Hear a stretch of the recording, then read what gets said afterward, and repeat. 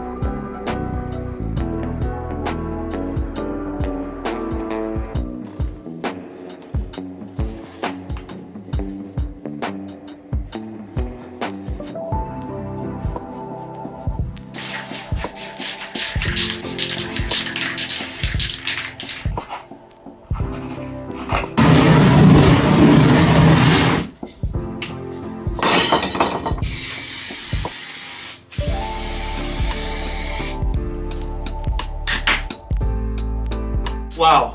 Full day's work, but what a day. I'm so happy with how this piece turned out and I really hope the client likes it. You'll see I had 1 or 2 challenges where I stopped for a minute and thought, shall I do it this way or do it that way? That's just really normal, guys. It's all part of my process. You gotta remember, like a lot of artists, I go in with a concept, but most of the time I'm just painting what I feel like is the next best thing to do. I think my favorite part about this piece is the split between the nighttime and the sunset. I think it breaks up the piece really well and it adds that fantasy element that you expect from spray paint art. Thanks for watching this video, guys. I hope you enjoyed it. If you did, give the like button a little tickle and remember to click right here because this is the video YouTube thinks you should watch next.